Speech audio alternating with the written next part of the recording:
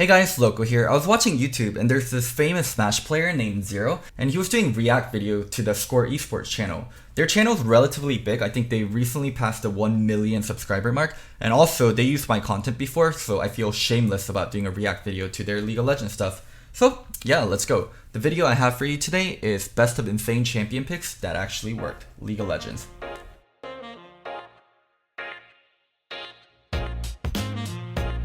So starting with Ignar's Leona Worlds 2017. So this is the Worlds that Samsung Galaxy won. The meta for this world was Ardent Sensor and playing around bot lane and team fights. Ardent Sensor was a busted item that allowed your supports to supercharge your AD carry, and the meta just became all about how strong is your AD carry and how early you can get Ardent Sensor. And Misfits had a really unique take to the meta. So they were running aggressive support bot lane like Leona, but you still needed to get Ardent Sensor due to how OP it was. So what they actually did was run the aggressive support and get Ardent Sensor on weird ass champions like Ivern taking Ardent Sensor. So yeah, let's go watch it. Ignar as a player rather than actually, the support champion. Oh my god, the Leona, this makes so much sense. Another thing that's really important that Ignar's doing here is he's running Fervor Battle. For those of you guys that are pretty new, Fervor Battle is like the current Conquerors. What it does is it gives you AD based on level every time you attack. Like the current Conquerors, it would give you 2 stacks if you are a melee champion. And champions like Leona that have auto attack resets, she can go auto Q, would be able to stack this very easily. If I'm correct, it would stack up to 8 times. So yeah, Wolf and Bang probably have never played versus Leona in forever, and they probably have never played versus Fervor Battle Leona, so that's probably why this level 1 is going so bad for them. Can't do anything. Well, they try to get to the front. That all in. Switching targets. Bang coming back in. Crazy. One more shot as Wolf wants the glitter lands. Wow. I can't believe Ignar went for E there instead of flash auto. He still had flash. 2-0. Oh man, that lane is over. Regank. Wolf no flash. Bang also no flash. Have to be really careful. Oh, the Jace pick also. Just everything makes it so bad. Ooh, Faker's Master Yi. So this is actually not the first time solo lane Master Yi has been played. Long time ago, my old teammate named Corn Salad used to play solo lane Master Yi. He would play AP Master Yi, and because Yi had insane AP ratios, because Riot wanted these champions to build Trinity and still benefit off the AP, but they didn't think about what happens if players just build full on AP. So yeah, it made this like monstrosity that was solo lane Master Yi. And now Faker's doing it again, but what happened later on is people just realized if he builds CC versus Master Yi, then this champion's kind of garbo. So the thing you see here, they're picking it with top lane Morgana, which makes Master Yi work due to her black shield. So it's kind of like real life. Faker's getting all the credit because he's doing the flashy thing, but in reality, it's the hard work of other people and everyone working together that's really making this function. To cause damage here. Lulu. Oh my god, Monty casting League of Legends, that's a throwback. I'd be surprised. I'd be happy. And it's counting down. Faker could play anything. Wow, it's Master Yi. Faker. Let's go. That's gotta be Faker playing the Master Yi. What is going on? Yeah, they have both Urgot and Olive Star, so it's actually not a great position to be playing Master Yi in, but Morgana makes everything work. If they are able to make this work. Faker's like, you know what? I played Victor too many times. I played the same champion too many times. I need a new one again. Faker doesn't care. He doesn't care about your counter picks, your good or bad matchups. Faker just plays what he wants to play. This is not a good matchup, Dio is correct. But oh, they're going in ambition. There's the Alpha Strike. Flash chase. Oh, we're going full solo kill here. Flash over the wall from... Oh wow, so this wasn't the AP Master Yi from before, so this is him just going full on regular solo lane Master Yi, because he has Cutlass and he's building into Blade of the Ring King, or is he building Hextech Gunblade? My god, this is from forever ago. I don't even remember if it was like weird hybrid Master Yi or full AP. Faker Wow, Martin's gonna actually use his ultimate here. Can they make a follow-up on this? They get the stun. Faker coming in, uses that ultimate, but here comes Ambition. They're gonna turn onto him though. Faker gets the damage. Oh, not quite enough because of the position reverser. No, he does get enough. That was CJ overcommitting, but like still. Good turn on Faker. Heist Teemo, NALCS Spring 2014. So I think this was the first matchup that TSM and C9 played in Spring. So it was a really, really hype matchup. I'm not sure how many of you guys watched LCS back then, but it was all about C9 and TSM. TSM won pretty much every LCS split until C9 came in, and then C9 won everything. So this is the two only winners in LCS going at each other. Been successful on, and really mentality for balls is Teemo. something that always keeps him in the game. You can put him on any champion. Listen. No. Whoa! That was on the score sheet. You could see the sheet there being handed off to the ref saying, "We're done with this now. Thank you." We'll be fine with Teemo. Feels that they can take what they need. I'll try to explain how this Teemo pick works. Modern Teemo is on-hit Teemo in top lane, where you build stuff like Blade of the Ring King, Wits End, and then you bully melee champions, and then you just split push 24/7. This was when Teemo had really good ratios, and Leandry worked really well with Teemo just due to so much damage over time from his ultimate and from his dot. So yeah, Teemo was actually a disgusting pick. Whenever you got ahead and you set up shrooms near Baron, it was really hard for people to check into you. And also you have really good burst damage and good damage over time because your Q, the poison dart thing that blinds people, had really good AP ratio, and your E also had really good AP ratio. So Teemo was actually really, really good, and he ended up getting nerfed because pros were playing him a lot. Need here and make the fight still happen in their favor. They're getting good poke damage, not even good poke damage onto balls. He's going to keep them there for the fight. He is almost locking down 5 members. They don't want to move. They're all magnetically attracted to him, and Dyrus is the focus.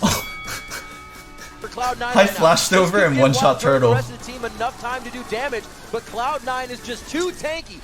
Team Solo Mid picked Nunu. They picked a heavy control composition as we look at this. So if they get caught in a full team fight and don't move, they're not taking advantage of his mobility edge. Since they lost that, wow, Turtle auto the minion there. Cloud9 can just collapse in around. Kai actually flashed in from behind the fight here to just pop Wild Turtle as he was trying to do this fight. And once that happened, the fight was over. Bjergsen would have definitely thrown them back into the turret had that Tibbers. Okay, he's placing shrooms. Staying on course right now. Placing shrooms again. Whoa! Kiting the Nasus. Big damage That right blinding there. dot hurts. Kicky's Twisted Fate IEM San Jose 2014. Oh my god, this was actually versus me. So I was coaching TSM back then.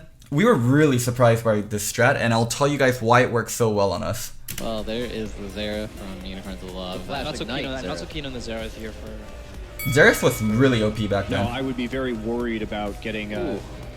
So one thing they did by picking TF here is it based us into thinking that TF is going mid, and we're actually counter picking. And Xerath, as I said earlier, it was a really strong pick back then, so it felt so free. We're like, oh my god, we're gonna get Xerath, Rumble, Sivir. Our team fight is gonna be insane. And we're also picking it with Pantheon jungle, so there's this really good synergy where Pantheon stuns with his W and Xerath follows up with his E, and you can pretty much perma stun someone in a mid lane jungle 2v2. So yeah, this draft felt so free. Down by Sivir. First Twisted Fate pick TF too. That's, yeah, even the casters think it's a blind pick TF. Power of Evil, first one we're going to see here in the tournament. You can do some pretty good. And okay. And then the switcheroo. Oof. Wait a minute. All right, so we got a lock at LeBlanc. Just jungle TF. Blanc's in. Already. I don't know what to think about this, guys. All right, This has been rendered useless. I have an inkling of what's going on. As soon as I saw it, my eyes kind of... You're like, I got this. There's a guy, Cowsep, this Cowsep. Korean jungler. The Master Yi player. Yeah, he went over there. Yeah. He plays Master Yi all the time, and what he gets when he doesn't get Master Yi is he goes with his TF jungle. Now he's going mid, he's got the gold card. Oh, there's something I really want to show you guys here, why this was working so well on Bjergsen. So Bjergsen's a really, really smart player, and he's a really studied player, so he understands this LeBlanc-Xerath matchup really well. Xerath can get push party on LeBlanc due to his Q is AoE, and even if LeBlanc learns W, Xerath can push faster, so in the early levels, Xerath can actually beat LeBlanc. So you can see Bjergsen has more creeps here, and he's also kind of hugging the left side of the map. People really didn't do level 2 ganks that often back then, so he had no idea that Kikis would do his red and then do his double golems and then come and gank in. So yeah, Bjergsen is just caught completely off guard. Can they get Bjergsen? The chains are gonna come down, he's dead! Yeah, now his wave is frozen and he also doesn't have TP.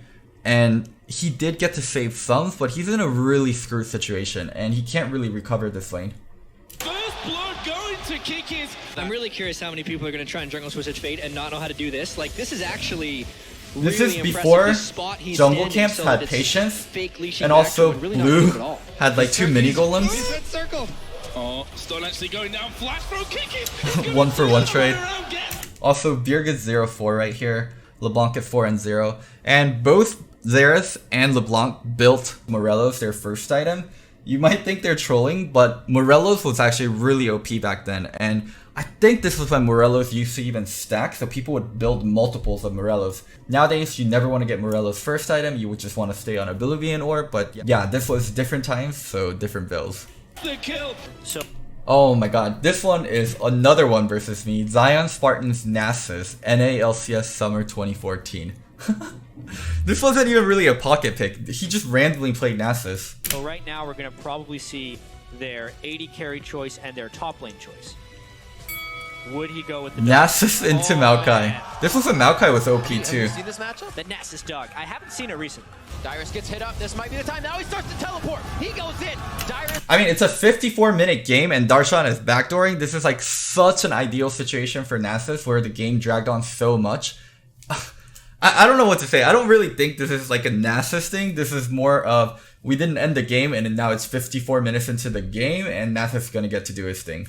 Dyrus is going to have to get out with the team. He leaves the slicing maelstrom on.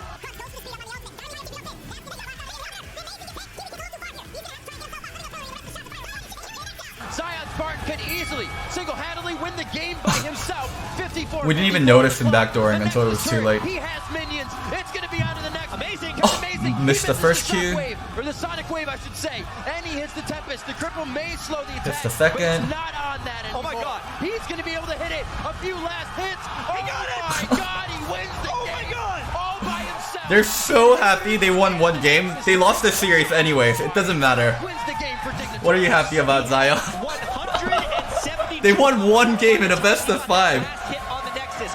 Amazing. Needed only to use his ultimate, and he would have stopped the push. And then Ignar's Blitzcrank Worlds 2017. So this was from the same series that we were watching earlier, the one where he was playing Leona. He also did play Blitzcrank in this series, and this is where Ignar's hype and Ignar's reputation as a player really grew. that could perhaps turn Blitzcrank around the game. into I think Taric. That's what they're looking for, and it is going to be the And common Kog'Maw. mid, as I called out earlier. Bar Alfari looking to get himself strong. Yeah, same thing as last time. You still need to get Ardent, so I'm pretty sure Karma is going to build it. I don't think Blitzcrank in particular here was an amazing pick. The reason, in my opinion, why it worked out so well was SKT was so used to letting their bottom just be and not get destroyed. But Misfits really played toward their bottom. And yeah, SKT was a really top-side focused team back then because they had Hooni in top lane, and Hooni really wanted jungle ganks, so some things never change. Strong right onto Bang. That's going to be the barrier immediately. Cosmic Radiance as Oof, well. really nice hook. Beautiful pull onto Bang. Bang had flash. If he flashed properly, he would have lived here. Explosive shot to take down Bang. Big plays in the bot lane here for Misfits. Alfari tanks up first. Ignar's there as well as he speeds around the map to help the team. But now it's about getting Maxlor out. Can they help him? Cosmic Radiance and Cataclysm down onto him. Oof, and nice hook. SKT get one back, but it's traded right back. Retribution kill. So another reason why this Blitzcrank pick is working out really well is Misfits knew exactly what to do once they got a lead with the Blitzcrank. If you can cut off vision, Blitzcrank is so easy to pick with because people have to eventually check into you. SKT is doing a good job of countering it by having 2 blue trinkets, but still, once the vision goes down, like there's just limited amount of worth you have and you eventually need to face check in and then you start getting Blitzcrank hooked, almost guaranteed because you're walking into them and the game gets really nasty. On the top side of the map because of what Ooh, going for Jarvan there instead of Cho. Really nice Silence adaptation. Ignar, and it's going to be They can't take Hanzala this going fight. Forward, knowing they don't have Peanut for this fight. Baker's rotated back around. Baker's going to split the crew right through the uprights, and he's going to say, walk this way. The team's going to have to meet him on the other side. The cleanse comes out. Nice flash hook. Taken down before Cosmic Radiance. The rest of the team is left wondering. Ignar's going to be looking for hooks. Alive and healthy, much Yeah. Ready to gets pulled in by not his own. Wow, SKT was playing so nervous here, giving them distance for no reason. From game 1, they kept going forward. Game 2, they keep going forward. Gorilla Misfortune Worlds 2016. So I actually think this is the best pocket pick ever. It really changed the paradigm of how we viewed the support matchups at that time. And also it was debuted at the World Semifinals. And for a lot of people in 2016, SKT and ROX were the two best team. And this was at the height of their rivalry where SKT was the best team ever and ROX was right below them in Korea, and now they're meeting at World Semi. So yeah, an amazing series and an amazing pocket pick. To go into detail regarding why this pocket pick was so important, at the time, bot lane priority was really important, and how people viewed it was Zyra gave you instant priority and the best control, and there was no support that could beat Zyra. But Misfortune could actually outpoke and outrange Zyra with her E, and in combination with Varus and Ashe, I think where the AD carries played with it, would give them potential to one-shot the Zyra. Whenever Ashe or Varus would land their ult, you just go pew, pew, pew, pew, pew. Rumble once he can get to Spectre's cow. But when we're talking about who has... So one thing that was really interesting was the comms for SKT. When SKT saw this, Veigar said they messed up. They messed up their pick. Like, we're gonna get a free game. Misfortune is being played in the semifinals of the World Championship. They had this pocket pick for a long time, and they were figuring out the right time to debut it. Support Misfortune. Yeah, they're down 0-1. ER, one shot. Teleports be damned. Who cares? A 2-on-2 kill for the ROX bottom. Yeah, but if SKT can fight back, it will mean so much for this series because this is the largest goal deficit at 20. Oh, that fail flash. Veigar with one of the worst flashes. Remember, Gangplank is a flex. Incarnation's Veigar Worlds 2015. Back when Jensen used to be called Incarnation, and he was obnoxious enough to include a number instead of the letter in his name. I really don't think this was like the Veigar pick being OP. It was a lot more of C9's bot lane. It was a lot more of high shot calling and C9 playing a fast push strategy. We'll see how it plays, but I don't think the Veigar pick itself was very special. Remember, Gangplank is a flex pick. It can go to the mid lane. I might even say it's probably better in the mid lane. You have a free fire play. But Veigar as well, I love this pick. This is like Christmas. So much. So now we know the mid lane. We're assuming that's Incarnation's Veigar. That's gonna be his Veigar. This pick and ban is Christmas. They are so far Yeah, they're just fast grouped. as well. They have Tristana, Morgana into Kalista, Braum, and they're just grouping fast and pushing turrets. I really don't think this was about the Veigar pick at all. He needs to run away. Another binding. Gets caught by a dark binding, and High goes in, but it's Incarnation that secures the kill credit. Currently, Incarnation has 497 ability power at 22 minutes. A Baron as well, and they are now sieging the inhibitor turret. It is down. Keen's Urgot NALCS Spring 2015 also versus me. So this one was really surprising because we've never seen the Urgot pick before. And also we've never seen the Urgot pick into Zed. It was so obnoxious. My god, we can just watch it. You will be hard pressed to kill this Mundo in the late game. That's true. Corki doesn't tank bust. You're not getting that. If Grabby does not kill... We also have an all AD comp. I'm pretty sure that's Mundo top, yeah. Zed, Rek'Sai, Lucian, no AP damage. And Urgot used to build stuff like Frozen Heart and Ninja Tabi, so he was impossible to kill with our comp. Quite a good choke point there for St. Vicious's Nunu, but he gets popped up immediately. Lustboy and Santorin quite low. Gravity's getting the fight they No want. one's dying. Turtle right into the middle of the fight. Everyone's Once so again, tanky. Oh my god, this game was obnoxious. He's big though. Dyrus is big, but it's And also pre-reworked Urgot in lane was so brutal. He would get this item called Brutalizer, which would give you Armor Pen and also CDR, and Armor Pen was more OP back then, and his kid was just so disgusting to play versus. Yeah, he has Frozen Heart Ninja Tabi. I think this was more of a draft miss on my part. Just picking a full AD comp versus tanks. Gosu Pepper's All-Star Roaming Support, IEM Hanover 2012. Okay, I actually remember this. This was back when I was pro. This really doesn't have to do with All-Star. It actually has to do with what N5 did overall as a team. They played really counter jungle heavy style, and it was a lot of Diamond playing stuff like Shyvana, playing stuff like Udyr.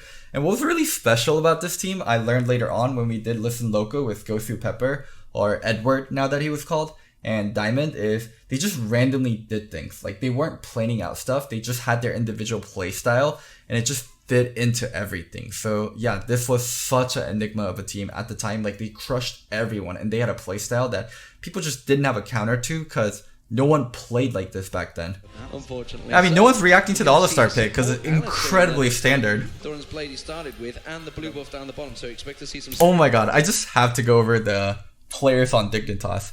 Skara, Dominate, Cutie Pie, Voivoy, and Locust. This is a Twitch rivals team. Now that I think about it, Dignitas had so much top tier streamers. Like, these are some of the biggest streamers in NA all playing for the same team. Spamming going out there now. Ping goes down. Clairvoyance on towards... So yeah, there used to be this summoner spell called Clairvoyance. It's basically what Blue Trinket does now, but it would give you vision on a certain part of the map, and a lot of times supports needed to take it because it was the best summoner that supports could take. So I will dominate. You can already see an invade coming from Moscow 5 here. Goes through Pepper coming round one side. Diamond's coming round the other. They are going to push. Run, Dom! They do have smite, remember, because they've taken away the blue buff already. Oh, well, Diamonds is going to go in. He smites. Oh, he doesn't have flash. He's running smite exhaust. Goes through Pepper. Look like he's ready to flash engage. Flash W and then Q. Manages to get caught. Scar's going to go down here. That is a quick kill. Damn, Jimmy wasn't expecting that one. Keeping it real the same way they have throughout the tournament. Some crazy engages already. Genja was taken pretty low. They have managed to dive on towards Locust here. The ulti coming out from Karthus. The insect. That will take down half the damage. Locust will go down. The insect before the insect. They push the waves out, and they do know what's coming up here. So Baron's at half health, and they're actually going to immediately jump into I will. Everyone turning instantly. Going to try to toss out some CC. Goes for at half health, pops his ultimate as well. Scar now. He's not doing anything special. He's just playing All-Star, and everyone's just turning. And pops now. Aurelia crushing faces. Dominate very low as well, and they have not killed off Karthus. Wow, I forgot how bad casting used to be.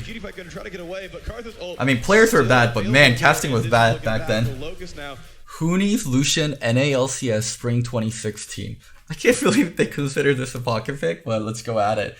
So, Hooni was a genius before his time, because nowadays in Kespa Cup and also Demacia Cup, Lucian was very highly pick and banned. And also in LPL, Lucian is very highly pick and banned. So the thing is though, at this time, Lucian top lane wasn't the greatest. There used to not be plates on turret, so it didn't matter if you won lane that much. And also how Hooni played Lucian to how Lucian is played nowadays is completely different. So how players like Keen plays Lucian is they play for prio, they play for place, and they're always moving around the map and actually giving back to the team. And how Hooni was playing for Lucian here was he just wanted a lot of ganks, and he wanted to take turret first, and he just wanted to be really strong and dominate.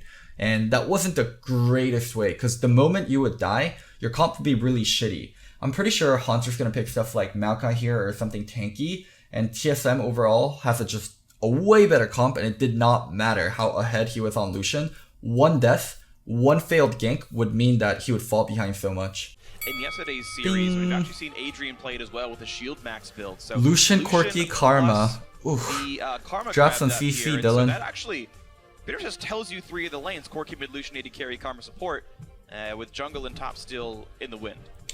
Right there. And we said we knew where the Immortals lanes are going to go. But this means we either have a Corki or yeah, that comp is just so bad. That's cool. Corki, Lucian, Karma, Jhin.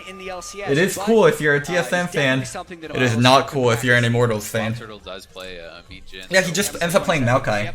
One team has Maokai, Braum, Lulu. Another team has 3 AD carries. Guess who's gonna win?